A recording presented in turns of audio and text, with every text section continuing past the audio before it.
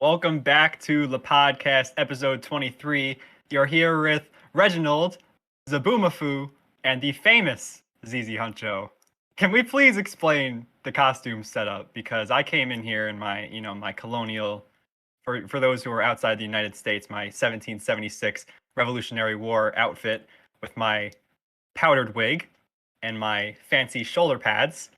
But I really still don't know what the Zaboom whatever that thing is. Zabumafu. He's wearing like a onesie. That's basically what it is. No, but it's a Zabumafu onesie. Like it's not a onesie. It's a piece of art. There's a difference. And right now, I looked up, it looks like a rat. Yeah. Like Hey! Don't call me a rat. I'm not a rat. You know what? I respect I'm your Zabumafu. costume more than Z's though.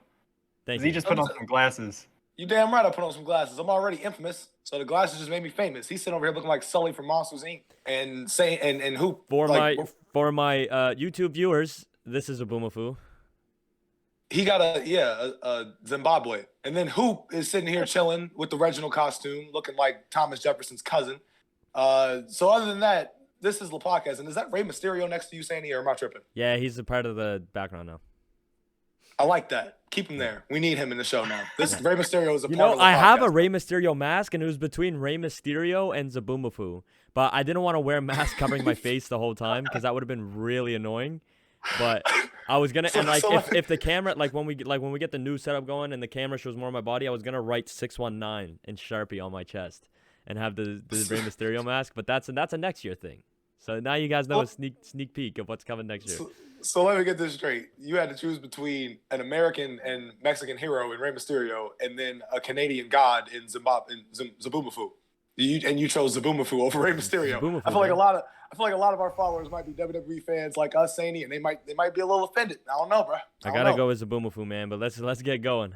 Well, yeah. So before we get into the actual NBA content, I was looking into because I have a little costume box that I sometimes will pull out the clown wig and a nose and a bow tie, which I will use, by the way, if Shea becomes a top 10 player in the league at some point or wins a championship as the best player on his team. I will do that. I also have a horse mask and I have a detective hat with some glasses. So I need to utilize those more. Reginald's here for Halloween. The hair is about to be gone because it is itchy. But I'm glad we could give the YouTube viewers some engaging content with Sani in a onesie. But all right, so last question before we start the NBA part of the show. It's Halloween. I personally think it's a little overrated. But what would be the most underrated candy for you guys when you were younger trick-or-treating? What's the most underrated Halloween candy? Number one, Same. Halloween is not overrated. All right, I love It's Halloween. not. I love Right, dressing right. up. I love getting free candy.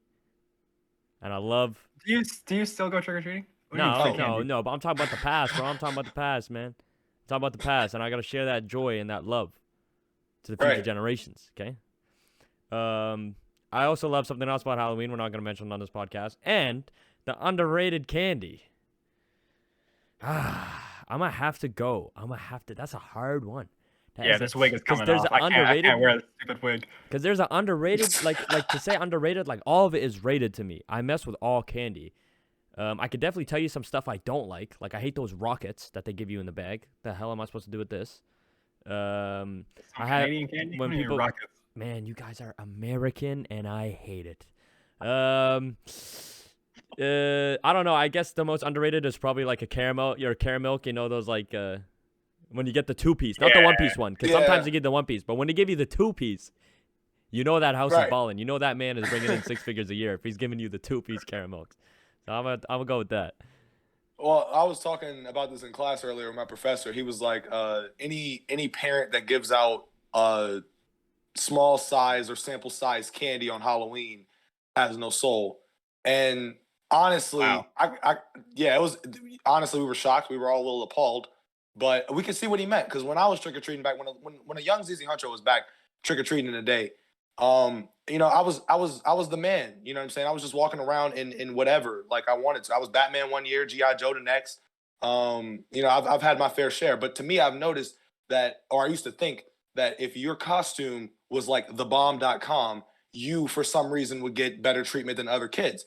You know, because I've seen a lot of kids be on the street, you know, wearing hoodies and a Rey Mysterio mask and be like, "This is my costume." And as a kid, I would be like, if you're next to me at the door, like you're not getting more candy than me, or if there is a diverse amount of candy, you're gonna give me the top quality, and you're gonna give this kid the bottom of it because like what? What do you mean? So if I walked up to somebody's house right now, like for example, with this on right now, I would walk up to the door I'm and not they'll be giving you like, nothing. "Let me tell you something. You are." Because they're gonna be like, "What I'm are you?" calling And the I'm gonna be like, police. "Ski Mask, the Slump God." Ski Mask, the Slump God. Exactly. That's exactly what I would say. I would say I'm Ski Mask, the Slump God, the famous ZZ Huncho, or Denzel Washington and a Dewey. One of the three. One of the three, and they're gonna give me my candy. So yeah, I'm gonna say Dots for the most underrated candy though. That had nothing to do with the candy question. I just realized he just ends with, "I'm gonna say Dots." No, for real though, I do think dots are underrated. I would never like choose to get it if I had to pick a candy like just throughout the year. But if they're Right. there, yeah, I'll take some dots. But when you brought up the people getting different treatment on Halloween based on their costume, when I own my own house and if kids are still trick and treating, I'm definitely withholding the bowl from someone who's That's wearing crazy to say. If kids are from still holding. trick or treating, what do No, you think? for real though. World War III is gonna start and nobody's gonna trick or treat anymore? Oh, they're gonna do some sort of like online like Online, ship the candy to- Amazon. No, I'm being You dead get- serious. I'm talking like 10 years from now.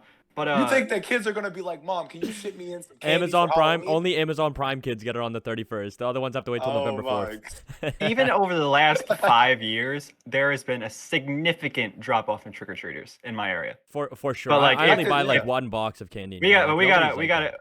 yeah, we gotta get going. But I was Yeah. gonna say, like, if some kid's wearing like a Victor Wembanyama jersey, because I'm assuming he'll be the next big thing, I'm not giving him nothing Mhm. unless he's in like a Oh. full headband and shorts. Like, he better be decked out. You know, I'm not. I'm What if he I'm pulled up to the LeBron James. I'm What if You he better pulled be up to ever the wearing LeBron his James? shoes, like the Wait, whole deal. What if And he my pulled, most what if he put his face, like printed out a picture of his face, like cut it out, but put it like on his face? okay, As, yeah, like, that's what it, would you it what would depends you on the effort. All right, bet, You know, if bet. he's just wearing a hoodie with a jersey over it, like I'm not falling for that. But my most underrated Halloween candy, I think Crunch is A1, and people don't put it in that tier. People Okay. think Crunch is middle ground. I think it's top tier. And also the Lifesaver rings, because they don't give Yes. out like the chewy ones, like that big one. Oh, those are Money? tough. Those are tough. Those Yeah. are money. Yep. But getting into our basketball podcast lineup, we have the headlines: Russell Westbench, the new era, trick or treat, and turning the tables. So starting off with the headlines, the Lakers are now 1-5. Woot woot. Stand up, LA. Woohoo! No, Stand up, we're on a LA. 1-game winning streak. We're not 1-5. We're on a 1-game winning streak. Woohoo!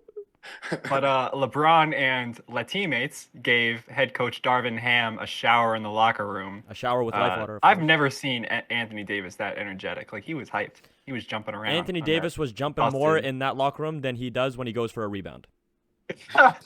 And I did On not. those I busted did not. knees. I He was did not he was appreciate it. jumping up and down. But I guess like the memes on Twitter were like Kobe from up in heaven, just like staring into like this is not Mamba mentality. What do we think this is corny, or do we think No, it's they just his should be first hyped, win? man. Like they're I finally agree. putting their foot down, and it's like, bro, there I should be no agree. hate towards a team who decided to change things up, and it's working on the basketball court, and they're excited for each other. That to me shows good chemistry. It shows to me that the Lakers are starting to try. I saw Russell Westbrook smile on the court yesterday. I saw Russell Westbrook hit a shimmy on the court yesterday, and you haters. Haters. When the Lakers do bad, haters. When the Lakers do good, haters. When the Lakers have fun, haters. When the Lakers don't want to spend time together, haters. Everything is just haters, haters, haters. They weren't grittying. They weren't going on Twitter after talking all this trash. They weren't saying see you on Christmas. They were happy for a coach who got his first win as a head coach. Ever. What is wrong with that? Nothing. See, What was John Morant's line? Don't come down the chimney if you don't want the smoke. Was that him? Yeah, something cool like that. Something cool in jaw like that. That sounds so cool. Anyway, no, all I'm gonna say is, you know, what I realized last night after the Lakers finally got a victory is that the Lakers know they suck, and I respect that. I respect that about them, and they're trying to do things that people have thrown a lot of like options out since Russell Westbrook got there last year. I think all three of us probably said at one point in the past 8 to 9 months since Russell Westbrook's been there that he should come off the bench. I'm pretty sure we all said that at least one time. And I think that it became like a popular opinion amongst. It started. I noticed for me, it started on TikTok. I don't know what basketball creator said it. Somebody did say it, and I was like, you know what? This is not a bad idea because it physically makes sense. I was talking to my boy about this earlier today. I was like, Patrick Beverley starting over Russell Westbrook for the Los Angeles Lakers. A casual would probably be like, "Oh my God, no! What? That's stupid. Patrick Beverley isn't better than Russell Westbrook. We know this. We know he's not better than Russell Westbrook." However, for the benefit of this team, let's all say any hoop. If you guys were Lakers fans for this hypothetical scenario, would you have Patrick Beverley rather have Patrick Beverley coming off the bench or Russell Westbrook coming off the bench? It's Manu Ginobili, Danny Green. It's much Yeah. better than Danny Green. Yeah. Yeah, and I love that and analogy. you have I love that and that's a analogy. perfect analogy. You have Russell Westbrook coming off the bench, 18, 8 and 8. Russell Westbrook looked like he was having fun playing basketball, and I genuinely mean that. The tweens and getting the crowd involved and showing emotion, like that's the Russell Westbrook that I've missed because I had to sit back and it made me kind of think like Russ has been slandered for months on months, and he just wants to finally have a night where he can go out there and not feel like he has the weight of the entire world literally watching him play basketball. So I'm glad that they finally were able to get one victory. And from here, I just wish him the best, honestly. Just keep going at this pace, keep playing in great defense. They're one of the best defensive teams so far statistically as a whole. So, just keep going on the offensive end and honestly just make the damn play in at least, please. My 2 cents on the Russell Westbrook coming off the bench. And as the biggest Westbrook fan in the world, I love it. And I'll give you my reasons why I love it. I believe on most NBA teams, Russell Westbrook can be a starter. But the issue with Russell Westbrook starting on an NBA team is that he needs to be the true point guard. In the Lakers lineup, in the Lakers starting lineup, he doesn't play like a true point guard. He is the shooting guard. You can list him as whatever you want to list him. You can show the lineup saying LeBron's playing forward, Westbrook's at the point, Pat Bev is at the shooting guard. But on the court, that's not what it's translating to. Westbrook plays off the ball too much, and he cannot play like that. He is not built to play that type of role.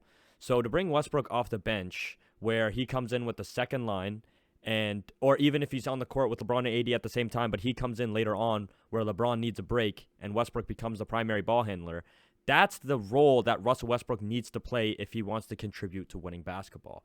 And that is perfect for the Lakers, where they can bring a guy like Russ. And by the way, I hate this stigma around Russell Westbrook that he is selfish and doesn't want to contribute to winning basketball, and he just cares about himself and his stats. Because that is the farthest thing from the truth. Yesterday, we saw Westbrook in the past 2 games, we saw Westbrook excel at his role coming off the bench. The first game, he was shooting a little iffy, but again, that was his first time he's ever had to done that in his career. And then in the second game, he played great, and he even came out to the media and said, I will do whatever I need to do to sacrifice and win for this team. I hate this stigma around Russell Westbrook that he's a stat patter and only cares about his stats and doesn't care about winning and he doesn't care about his team, because not only from looking at the game, but from his teammates, past teammates, whatever, they've come out and said that is the farthest thing from the truth. I love Westbrook coming off the bench because he finally gets to play like a point guard. He finally gets to play the basketball that he's used to playing. His stats have looked better. He enjoys playing more, and the Lakers are 1-1 since bringing him off the bench, and I feel like they can keep a winning record with Westbrook coming off the bench. I really like it because I think you could load manage LeBron more. I think Russell Westbrook will be gone after this year. He could definitely pick it up to a point where they look respectable, but I do think they're going to get off his contract and sign a 3-and-D wing, an Andrew Wiggins type player to fit with LeBron and AD. So I don't think it's necessary to run LeBron into the ground and play Russ with him to the point where when the bench comes in, nothing happens. So they have to keep those guys out there as long as possible. If you mix them back and forth, they still have on-ball playmaking, which I think is the hardest thing to get in basketball. Russ is still a very elite on-ball playmaker. Obviously, he's needy in the sense that he needs shooters. He's not going to create perimeter offense by himself as much as another on-ball playmaker, like a Chris Paul or someone like that. But it still contributes to winning because he just makes the team run smoother when he's at the point guard and he's not the spot-up shooter. So I thought they should have done this a while ago. I think I mentioned when the trade first happened that I thought he should play the minutes that LeBron is not playing so he could play on ball. But for whatever reason, it just has never worked out that way. So I'm glad they finally found it. Better late than never. And it's only 5 games into the season, or 5, 6 games, so they have plenty of time to turn it around. I don't know if it means they're gonna actually make a playoff spot without a play-in. I'd still expect them to be in the play-in, but I think they really got to pull the trigger on that trade if they find something working. They might have something. Here's the thing. I hate to cooking. say this after only 2 games because I get that I might come off as biased, but I think they can pull off like a 6th or 5th seed if they keep up the style of play. Over who? Over, if I'm just looking at the standings right now, I think they can have a better seeding over the Pelicans. I think they can obviously be better than Utah. Utah's top 4 right now. That's not going to happen. I think they'll be better than Portland. I think Portland is really on a hot streak right now. Even So though they do let's look good. talk like Phoenix. You think they'll be better than Phoenix? No. New Orleans, you already said. Memphis. And I only say New Orleans, by the way, because of injuries, not because of if they're Sure, fully healthy. sure. Like I still think it would be tough, but what about Memphis? no, I think Memphis will be better than them. I think Memphis that's is like a 2. 4th seed. That's 2. Minnesota. I think they can be better than Minnesota. Okay. I think they can. Denver. Denver, I think they can be only because it seems like Jamal Murray. But here's the thing. If Jamal Murray finds his footing again, that's a different story. And I hate to be the guy to be like, oh, all right, so I don't skip have belief Denver. in Let's Jamal skip Denver. Murray. Yeah, exactly. Yeah, that's an unfair question with Denver because I don't know how long I Jamal still Murray think needs. regardless. Like, what if Denver will be Jamal higher, needs but what if Jamal needs like 30, 35 games before he finds his like placement back in the league? But then it's like, bro, it's already been 35 games. Right now, you're fighting for a play-in. Sure. How about Dallas? Dallas can be better than him. Yeah. So that's 3. Golden State. Yes. That's 4. LA Clippers. No. Because of injuries, and Kawhi's not going to be playing top-notch basketball until near the end of the season, I feel like. And Paul George is not reliable to play the full season as well. So Wait, so you said them, so you he has think them over LA, Denver, OKC, which is implied, Minnesota, New Orleans. I mean, I'm not I mad think at that's a that, lot, but honestly. I mean, I'm saying, if by the they way, make you a, guys if are. they make a trigger for the trade, if they trade, Right. I think that That's could what I'm happen, thinking. but not with this current lineup. I don't This see it. current They cannot. You guys shoot. got to remember, I'm doing this based on the assumption that this keeps up. This Right. style of I play see. where Westbrook is constantly coming off the bench and Westbrook is playing good off the bench. I'm assuming that Westbrook plays like Westbrook off the bench. Right. I just think. Wait, I think so that, are you considering the game that he first came off the bench, or are you kind of throwing The that game away? he first came off the bench, I'm not really going to judge him on because that was his first game coming off the bench, and you got to be fair to him where it's like he's trying to still find his role. The second game, I feel like he was a lot more comfortable, and you could tell the confidence was there. I think if Westbrook plays, I think the main thing that was Westbrook's issue was confidence. He is. I think as long as the LA crowd starts accepting him more and stop like, bro, like they gasp every time he pulls up. Like imagine They 20,000 gasp when he people checks in. gasping. Like that's just like, bro, that would ruin my confidence on the court. As a man, everybody has to agree. Like there's nobody that can phase that out. Nobody. But I feel like as long as the LA crowd keeps that's the thing I don't get with Lakers fans. You want to win, but you don't want to contribute anything to winning. You want to actually bring your team down. Which is ridiculous to me. I'll give you a great example. The best fans are fans like the Raptors, fans of the Thunder, fans of teams like the Nuggets, teams that are always going to constantly back their team no matter what position they're in. You're always going to hear loud cheering coming from your crowd, and that's what you need. That's why the Knicks will be ass forever. That's why that's why the Nets will, bro. The Nets genuinely, I think there's like their 4th straight season where they have the worst ticket sales. I don't know if am I the only one that notices? I don't think the Nets will be in Brooklyn much longer. Yeah, am I the only one that notices that Brooklyn shows no love to the Nets ever? Like New York has always been a Knick town. I get that, but been. I don't need to be a fan of the Nets to go watch Kyrie Irving and Kevin Durant play basketball right in front of me. Yeah, that's ridiculous to me. And their ticket sales are so cheap, bro. It's like $50 for a good seat. Like, why are we not going to these games? Facts. And you would think that with Jay-Z, being like the Lord and Savior of Brooklyn, literally. he's literally like the ambassador of the Nets. What is happening here? That's so. I didn't even think about that. I got into an argument with Papi Solo like a year ago. Around this time, it was at the beginning of the season, and the Knicks were doing better than the Nets. And I remember I was on his show, and I was like, Solo, you do realize that it's like that New York is just known as Knick basketball, not Nets basketball. Even though the Knicks have been around for a while, have don't have that many championships. It's Knicks town. Like you can just tell from a playoff like any playoff series, you put Knicks fans, like Knicks fans would go stupid if the Knicks are in a playoff series. Brooklyn fans, it's like, this looks like a Sunday primetime episode of NBA Today. Like, just but back to the Lakers for one split second.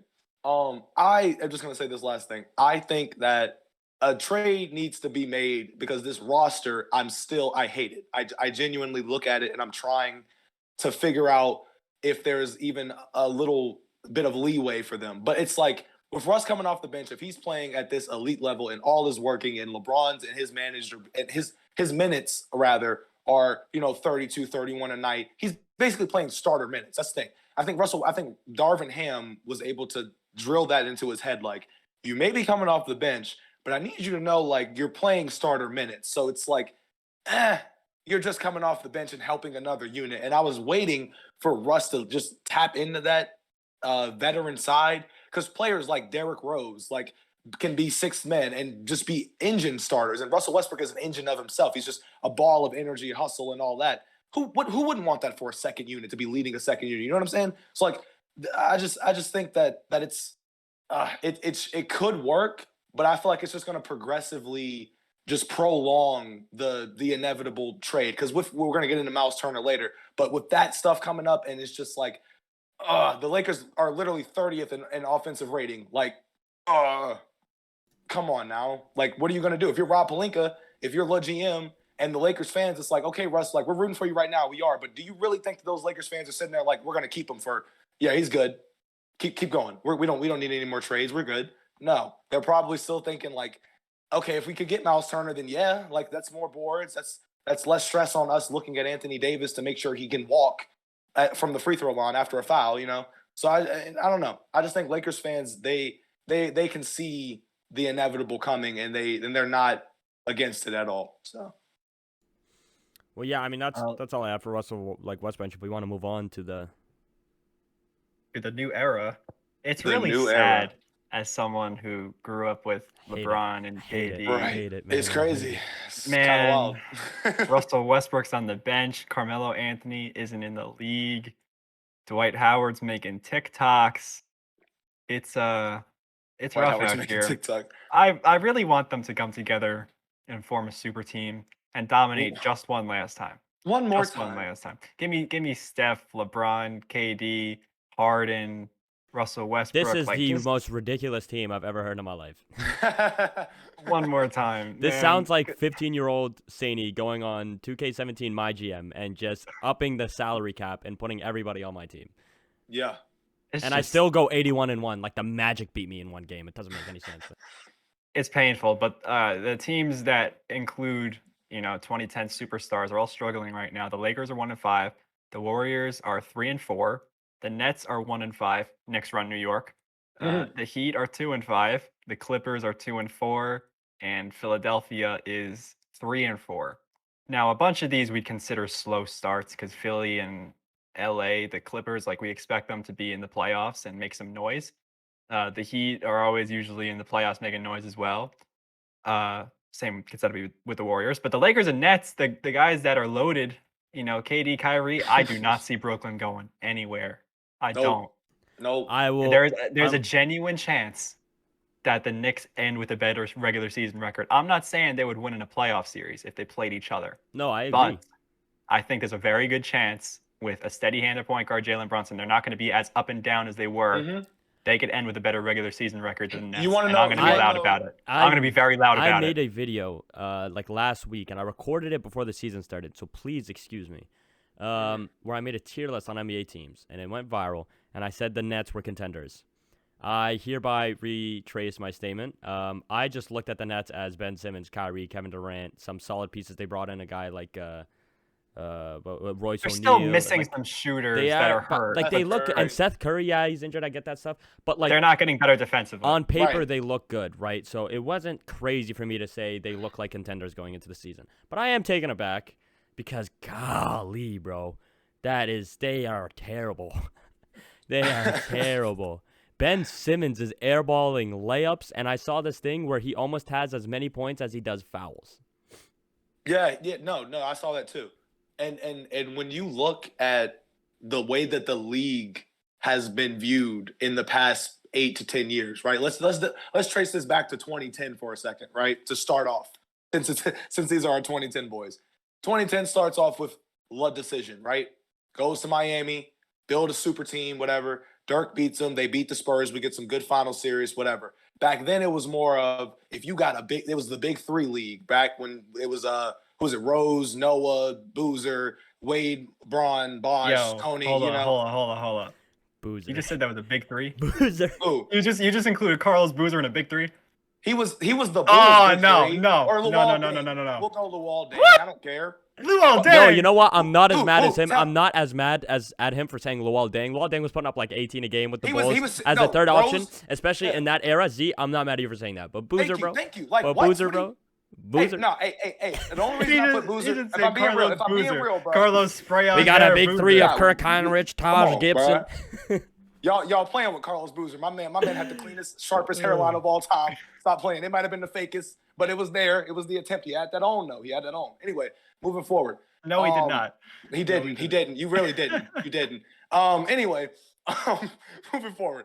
From there, we get into this jump shooting, 3-point shooting era with the Warriors and their rise. And then Cleveland's along the way. You still got LeBron. And then 2020, we get LeBron and AD. This is where it got interesting. I feel like after 2020, do y'all feel this too? It became more of a dynamic duo type. Yes, of course. You know what I'm saying? It's all when Kawhi and PG teamed up. Right. Kawhi, PG, LeBron, AD, Kyrie, KD. It just and when you look back at that 2020 Lakers roster, you really realize how it's more the build of the team around the duo than just the duo itself. Because we looked at the Nets, we looked at the Lakers, and they were at the top 3 at the power rankings going into the last couple of seasons, right? After the trades went through and everything. But I'm sitting here and we could all pinpoint what was wrong with these teams. And it felt like there was a lot of times where TikTokers like us would just be like, this is what's wrong. And people would be like, oh, no. No. I'm like, so you mean to tell me you got KD, Kyrie, and James Harden without a lick of defense, and you gave up all of the defense that you had to get these guys, and you think just because you're gonna shoot and outscore a team, you can't win a basketball game just because you know what I'm saying? No, that's a different situation because the KD Irving. What do you mean how? That would have been the greatest collection of talent of all time, and the reason they lost is because of a shoe size, and Harden was on one hamstring. I think if they were fully healthy, they would beat the Bucks because they just about did. I think they would have beat the Bucks. I think the Bucks would be better the next year. But I think they had a real good shot. I think they could have won it all just because that's a different level of talent. That is not some LeBron, like they include Chris Bosh. Like, no, this is Kyrie Irving, the third option. I don't care. I don't care what kind of defense you have because at the end of the day, 60% of to be fair, no. To be fair, they were getting Harden. No, but Harden was better defensively. Like he was putting a lot of. Blake Griffin was a nice defensive piece. He's very scrappy. He's not as athletic, but he's very scrappy. They had enough to hold them together. It was just way more offense than defense. I think that would have worked. But the no defense thing, like you need to have some. And then you go from there and you look at them right now, right? We look like Sandy said, right? I don't even blame Sandy for making them or putting them on as contenders because you got Ben Simmons, KD, Kyrie. I was the same way going into the season. I was like, for some reason, that 3 just sounds like it should work. But we're looking and we're watching, and it's like, well, Ben Simmons, the way that the league is looking right now, you got to be able to shoot, big dog. Like, I don't care that you can play all 5 positions. You're an incredible defender. We know you're probably one of the most elite one-on-one defenders in the league. We get that. But the fact that you're so good at defense individually and the Nets are so terrible at defense collectively, they're relying on Ben Simmons to go. They're literally saying, hey, you see Giannis? Yeah, go get him. Whatever happens, that doesn't work. That doesn't work because you see the Warriors and Draymond Green can hold the defense together, and that's not just his ability. Sure, it's his duty to roam the paint and guard a tough matchup, but I feel like Ben is strictly a one-on-one defender right now, which is not going to work. And he's fouling a lot too. Here's the thing. I do like how we talked about the Nets because the Nets do need to be roasted, of course. They're 1-5.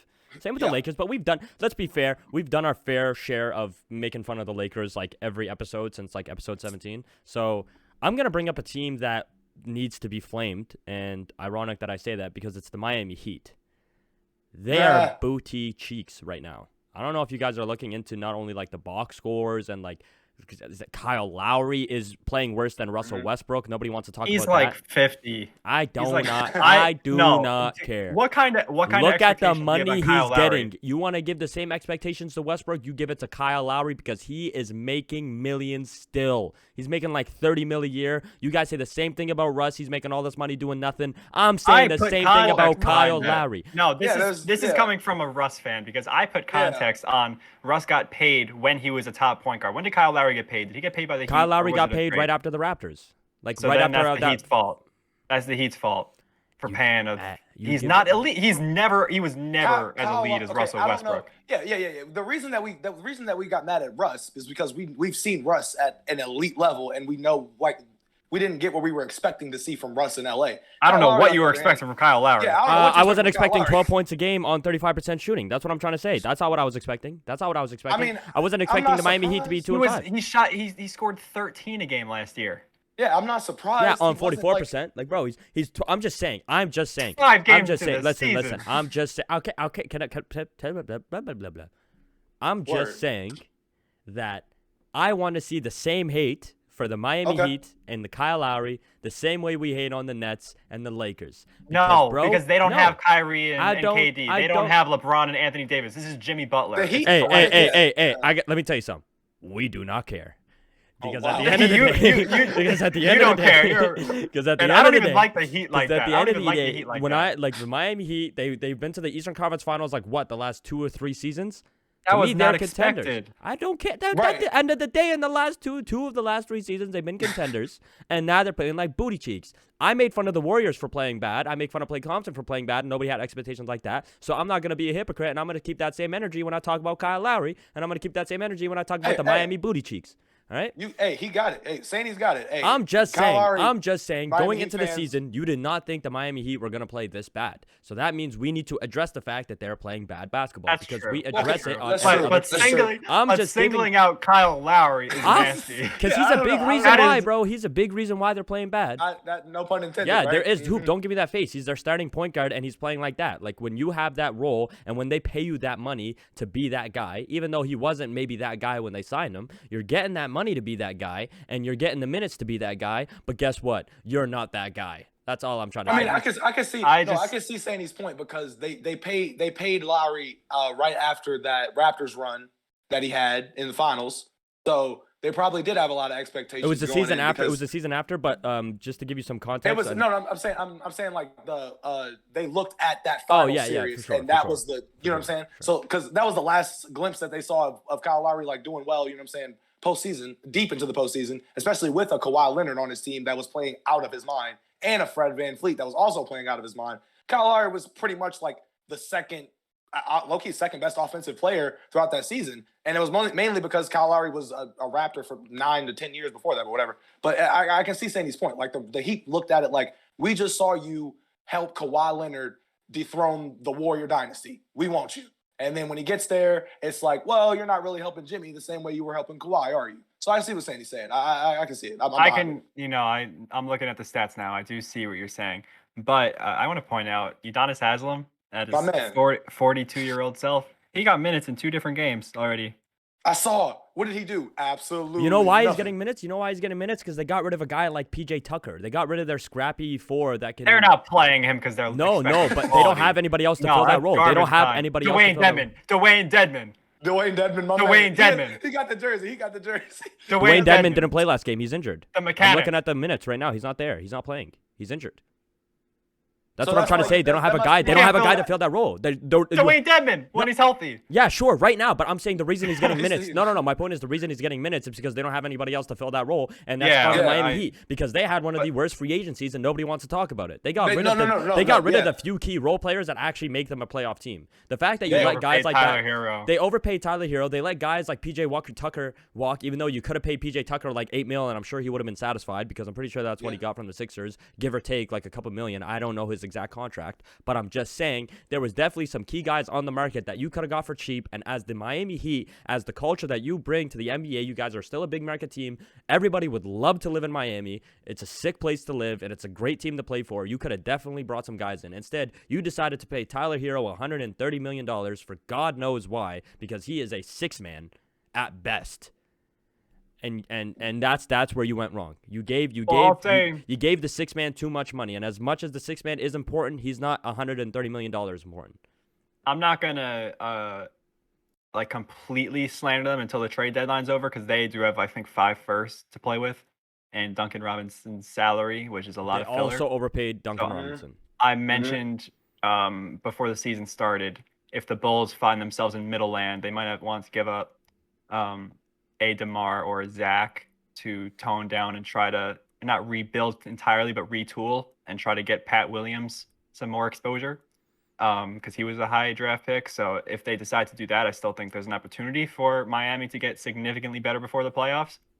But every year I'm never a believer in Miami until they turn around and make the playoffs. So I'm not gonna say too much because I'm always a Miami doubter because I just look at Jimmy Butler. I don't think he's a regular season superstar. He's like not. You're right. He's such a playoff riser that it's honestly mind-boggling because he does it every year. Yeah. But I just for whatever reason when the regular season starts I was like, oh he's Jimmy. He'll be an all-star reserve. He's never averaged more than 21 points with the Miami Heat. I never realized that. So until it happens, he didn't even average. He didn't even average 20 points in his first season. The year they, I don't know if that's the year they went to the finals. Actually, was it 2020? I'm gonna believe in Spo this year. It was 19.9 points a game. So you know what? You're right, Hoop. I will give you that. But the issue with Miami is that they always found a way into the playoffs. Are they gonna find their way this year? That's what I'm saying. Are they gonna find their way this year? I saw a meme and it was like Miami during every offseason in the past like 5 years or something, and it was a cycle. It was like they bombed free agency, let guys walk, and then when the season starts, it's Jimmy or nothing. Like some undrafted guy like Gabe Vincent. They turned Max Strus. I love Gabe Vincent. Like they're so good at developing talent. They're so good. Ain't nobody give a damn about no Strus night. Quoted from Jimmy Butler. I'm not hating on Max. Anyway, let's head into our next segment. It's Halloween, so obviously we're gonna bring in a Halloween type game. Trick or treat. Trick meaning pretender, and treat meaning contender. Just as we talked about 30 seconds ago, the league has just completely flipped. We got teams that shouldn't be in the top four in the top four. We got a lot of teams going on some sparky runs. So I'm going to ask you guys, I'm going to name off the top 4 seeds for each conference, and I'm going to ask you guys trick or treat. You say trick if they're a pretender, treat if they're a contender. You believe they can genuinely make a finals run. Some of the top 4. Are we talking finals? Like, can we just let's a deep say playoff like contending for a playoff run, like whatever. A deep playoff run, right. like second round above. Okay, bet. Like actually making it out the first round. Sure. Yeah. All right. So I'm going to start with the East first. This one should be easy. Milwaukee Bucks. Contender. Treat. Don't say contender. I'm sorry. The second one. In the spirit. The second one, Cleveland Cavaliers. I say treat. I'm going to say treat. I'm gonna say treat. Remember, they don't have Garland right now, and they're still 5-1. Well, I'll say treat. I thought they were going to be an incredible regular season team because I know Donovan Mitchell just is unlocking a playmaking sense. I watched him torch the Knicks last night, and with the new dynamic bigs, he's going to be such a good playmaker. Like he always had it in him. It was just they needed it to be the Donovan Mitchell show in Utah. Yeah. But for the playoffs, my one issue was that a closing lineup with Garland, Mitchell, Okoro, Mobley, and Allen won't work because until Mobley becomes a very consistent spot-up shooter, Okoro is not yet.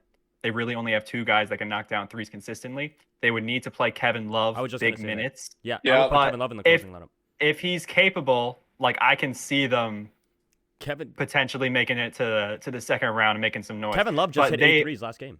Yeah, he was going stupid. I saw that. But I'm saying like they got to find out a closing lineup that gives them that kind of spacing. I think they're going to put up I think their point differential is the highest in the league right now, is it?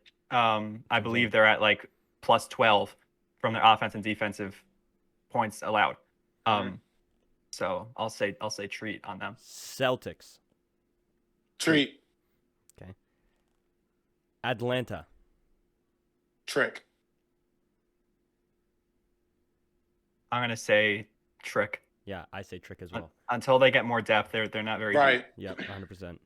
Now let's move on to the East or the West. First one, the Portland Trailblazers. Trick. I'm not buying it. I'm not doing this. I'm again. not buying it I'm either. I- I think they're too not young. buying it. I think I don't their want to key buy pieces it. are too young for me. I don't want to buy it because in my predictions I said that they would actually miss the play-in. I said the Lakers and Kings would be better. But at the same time, like Dame is always going to lead his team. Yeah. He already and had he's his always first gonna lead injury, his though. He's team. already gotten his first injury. That's my thing. I'm going to say Trick because of that. I really like Simons, the leap he's taking, because he's actually contributing to winning as opposed to just putting up empty stats. I think Grant was a good fit. I still think Nurkic is a bit of a Overrated. Nurkic is he's overrated. Nobody likes Nurkic. To be feel fair, though, he bad. got his leg broken, but like he's I never been diss the same. him. I throw him shade every episode. You do. That is so true. You have a problem so with Yusuf Nurkic, bro. I don't know if you I read don't you know. on IG or. I don't know what it was.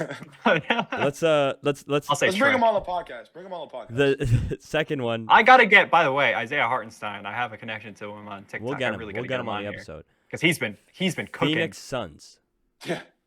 Oh my God. Treat. Treat underrate them. because I'm gonna say this.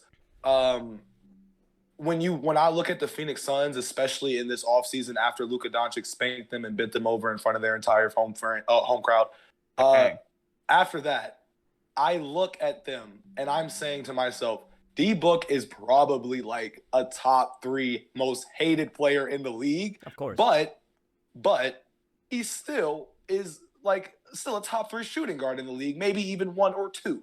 I love Devin Booker. I love his game.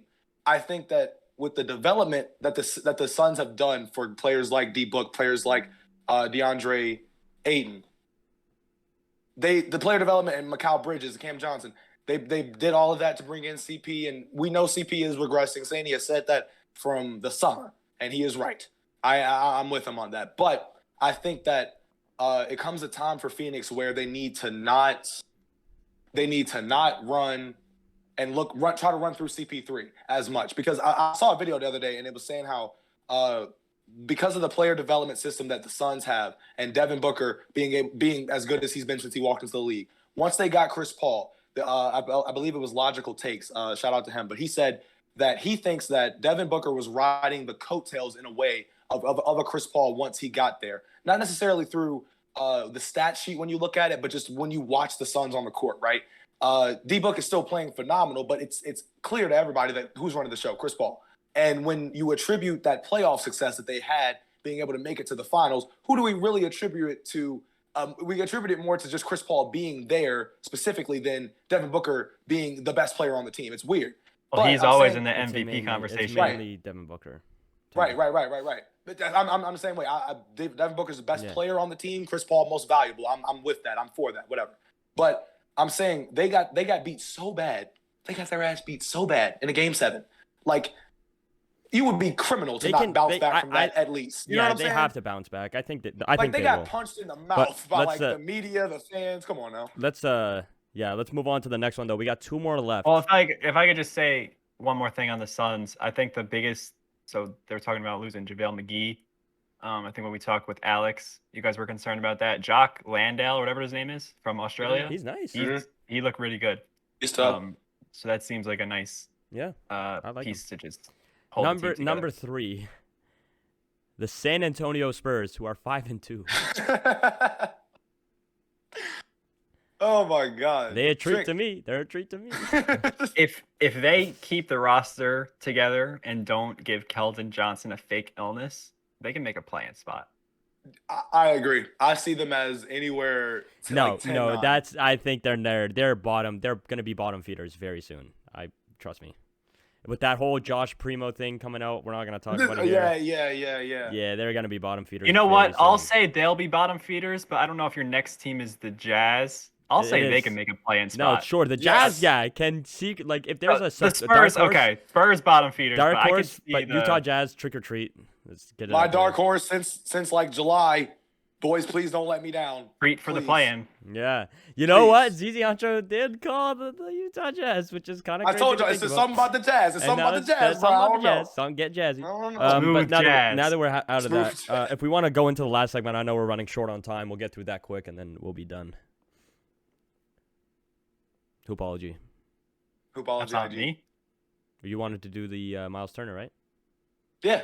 I didn't want to, but I'll do it. Yeah. Sorry, I thought Miles you got a little mixed up. Miles Turner put out a statement, basically Turning the plea tables to LA, saying that they should do their best to get him.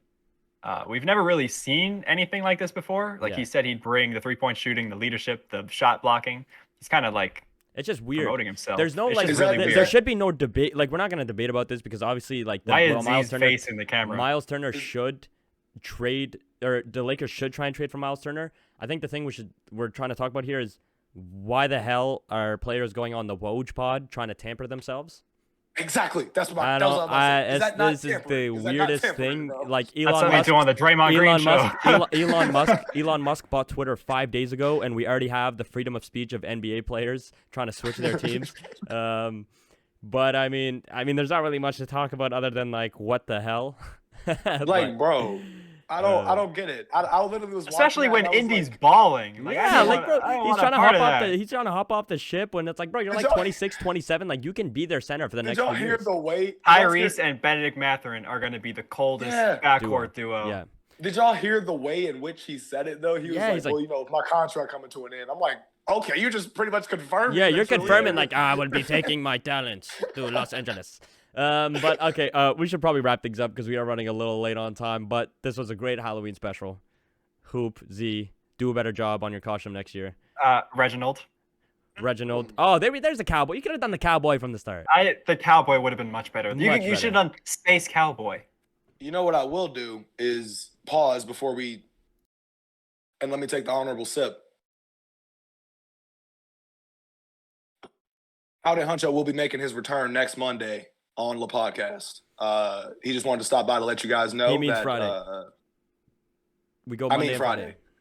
Sorry, Howdy Huncho was a little bamboozled this morning. Little dudes at last night.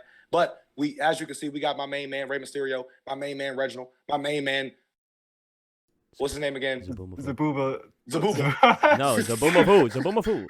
Zaboomafoo. My man. All right. Anyway, let's wrap this up. Peace out, boys. See you for episode 24.